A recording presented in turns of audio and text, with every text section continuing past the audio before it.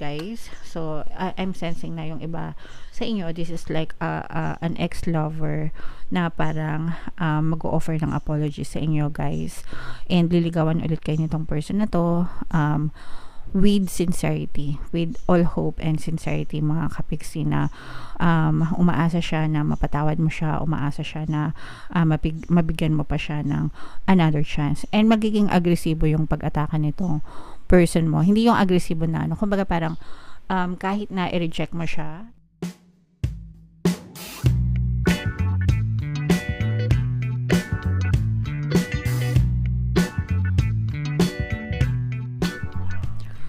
hello guys, hello Gemini, welcome back to Pinoy Pixie Tarot. Ang pamagat ng episode natin for tonight is silip sa pag-ibig kapalaran. Ito yung ating love life reading, mga kapiksi, para ngayong April, para sa Gemini, Sun, Moon, Rising, Sign, and Venus. General reading lang guys, pwede mag-resonate, pwedeng hindi, combination ng positive and negative energy. Pwedeng ma-pick up yung energy nyo guys, pwedeng ma-pick up yung energy nyo, roles can be reversed. If in case hindi kayo naka-resonate dito sa message na to, mga kapiksi, pwede nyong panoorin yung video dun sa zodiac sign ng person nyo, baka nandun yung energy nyo, mga kapiksi. So ito guys, Gemini, no, itong spread na to, ito yung para sa mga influences sa love life nyo, mga kapiksi. So, meron tayo ditong dark male, Papa P, tall, dark, and handsome, mga kapiksi. Pagka fair male, si Ding Dong Dantes. Pag dark male, si Papa P. So, for some of you guys, pwedeng he, she yung relationship nyo. Ang babae sa lalaki, pwede ring he, mga kapiksi, lalaki sa lalaki. So, merong dark male dito. It's either ikaw ito, mga kapiksi, or pwedeng ito yung person nyo, guys.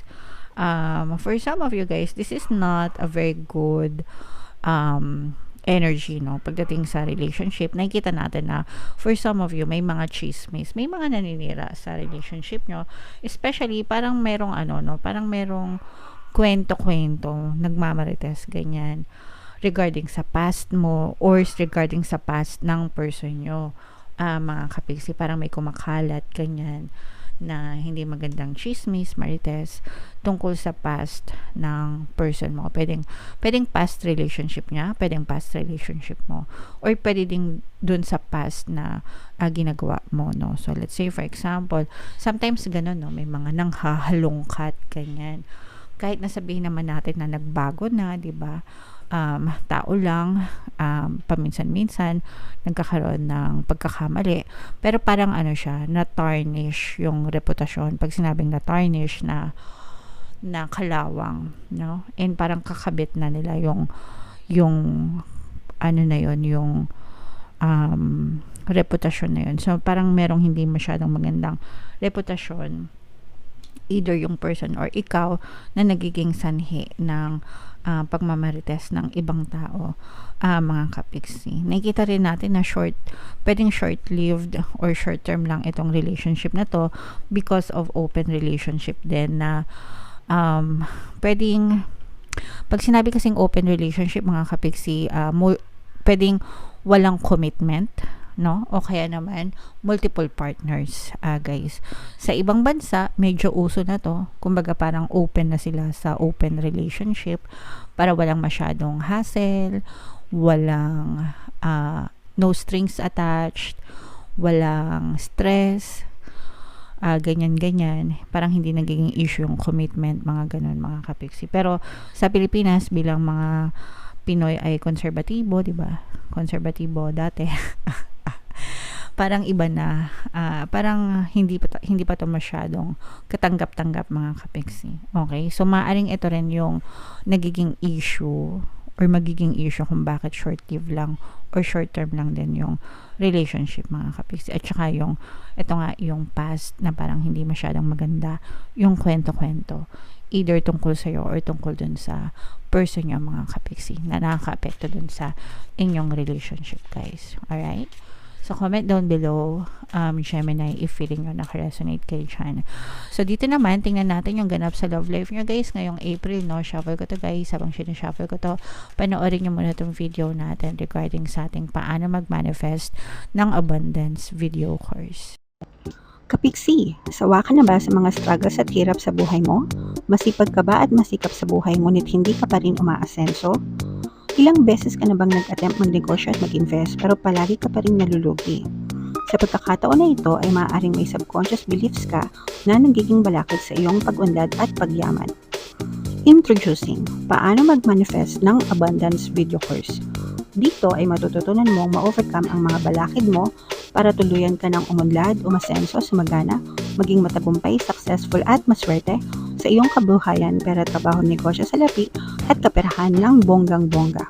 Dali, mag-send na ng email sa pinoypixietaro@gmail.com at simulan na ang iyong pagyaman ngayon. Alright. So, sabay-sabay tayong magpayaman guys ngayong 2024. Mag-avail na kayo ng course kasi sobrang ganda talaga niyan mga kapiksi. And good news, no? Ngayong April guys, meron tayong bagong promo. Magbibigay tayo ng 200 pesos na discount sa lahat na mag-avail ng course guys. Kaya mag-avail na kayo. Sobrang ganda niyan mga kapiksi. And meron din tayong email coaching, manifest your desires using the law of attraction. If meron kayong mga specific na gusto nyong i-manifest guys, pwedeng love and relationship, pwedeng money or career, pwede kayo magpabook ng email coaching session with me. Mag-send lang kayo guys ng email sa pinoypixietaro@gmail.com. So, Gemini, kaya ay represent ng Queen of Swords sa ating spread. Guys, super positive nitong reading na to kasi eto guys, nakikita natin na your person, no? Parang kung hindi nyo papansinin yung mga negative na chismis, ganyan, about dun sa past and mag-focus lang kayo dun sa present mga kapiksi, sobrang maliwanag yung relationship nyo. And yung person mo guys, if in case na nagkahiwalay kayo nitong person nyo, merong reconciliation na magaganap kasi merong magbabalik mga kapiksi, no? Especially itong nakita natin na past love energy guys. So, I'm sensing na yung iba sa inyo, this is like an ex-lover na parang mag-o-offer ng apology sa inyo guys, and liligawan ulit kayo nitong person na to with sincerity, with all hope and sincerity mga kapiksi, na umaasa siya na mapatawad mo siya, umaasa siya na mabigyan mo pa siya ng another chance, and magiging agresibo yung pag-ataka nitong person mo. Hindi yung agresibo na kumbaga parang kahit na i-reject mo siya, let's say for example, hindi, ayoko na, tapos na tayo, ganyan-ganyan. Parang hindi siya susuko agad-agad, no? Parang gagawin niya ang lahat para ma-win back ka, para mapabalik ka sa kanya, ganyan. Susuyuin ka niya mga kapiksi hanggang sa tuluyan mo siyang mapatawad, no? Kumbaga parang tatawirin niya lahat ng dagat. Yeah. Susungkitin niya ang lahat ng bituin mga kapiksi, iaalay sa'yo para lang mapatawad mo siya and para lang mabigyan mo siya ng another chance sa inyong relationship. So, na-realize na nitong person mo yung true worth mo, nalaman niya yung totoo mong halaga sa kanya kung nung kayo ay nagkahiwalay, nung resting period nyo, nung times na magkahiwalay kayo or hindi kayo nag-uusap, ganyan, nalaman niya na yung totoo mong halaga, yung value mo, kaya babalik ito sa inyong mga kapiksi. So, again guys, depende na lang kung tatanggapin nyo itong person nyo. Pero kung hindi nyo man tanggapin, at least patawarin yung mga kapiksi. Alright? And, pero ito guys, nakikita natin yung mga balakid nga, no, dun sa relationship nyo, like yung mga gossip, yung mga marites, yung mga chismis, at saka parang merong nang-aano sa inyo. And ito rin yung reason kung bakit parang na-stuck ka, hindi ka makapag-desisyon mga kapiksi, kasi parang sinasabihan ka ng mga friends mo out of concern lang din guys, no? Kumbaga hindi naman sa parang pakialaman talaga nila yung relasyon nyo, pero parang out of concern din, parang sasabihin sa'yo ng mga friends mo na, oh, nasaktan ka na, wag ka nang tatanga-tanga, parang mga ganun, no? Parang pinagbigyan mo na yan dati, pag inulit mo pa, bahala ka na sa buhay mo. Wag kang iiyak-iyak dyan. Parang gano'n, no? Out of concern din nila, mga kapiksi. Kaya parang kayo, kahit napatawad nyo na yung person nyo, parang hindi nyo sila ulit mabigyan ng space sa buhay nyo para maging kayo ulit, para mabigyan ng another chance yung love nyo. Okay? Pero, if ever man na, let's say for example, if ever man na hindi kayo makapagbalikan nitong person mo, nakikita natin dito yung energy ng forgiveness, no?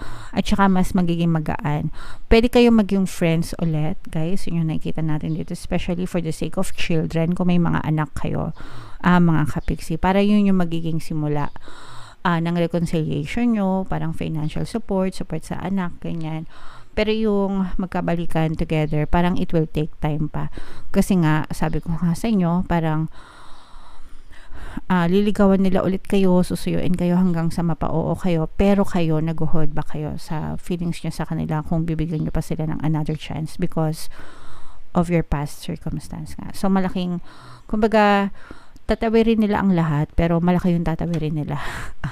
Hindi naman sa gusto nyo silang pahirapan, pero nandun rin kasi yung duda at takot sa inyo, which is hindi naman talaga mawawala yun, mga kapiksi. Alright?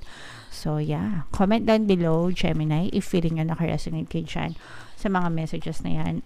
Shuffle natin to, guys. Tingnan natin yung additional na love message sa inyo. And kung nakaresonate kayo dito, guys, i-comment nyo yan sa baba. Mine reconciliation, mine another chance, mine second chances, no? Kung talagang pinagpipray nyo and pinagdadasal nyo na makapag-reconcile sa inyo yung inyong person, mga kapiksi. Meron tayong mga subliminals, guys, pampabalik, pampamiss, ganyan, pampakonsensya, kung gusto nyo talagang balikan kayo ng mga person nyo, pwede nyo i-combo-combo yun, mga kapiksi, no? Libre yan lahat sa YouTube, guys, and marami na rin success stories. So, ito yung message for you, guys. Ayan, alisin ang galit sa puso, matuto kang magpatawad, which is swak na swak sa inyo. Pero nakita natin dito, guys, with this temperance energy, yung pagiging compassionate, no? Ibig sabihin talagang marunong kayo magpatawad, guys. And for some of you, kahit na, sabi ko nga, kahit na hindi nyo tanggapin yung person nyo, at least napatawad nyo sila, magkakaroon talaga ng simula para magkaayos ulit kayo. Hindi yung, kahit hindi magkabalikan, pero magkakaayos ulit kayo. So, ito, very important. Ito, guys, na alisin yung mga galit sa puso, matuto magpatawad, be compassionate, be understanding, be selfless, kumbaga.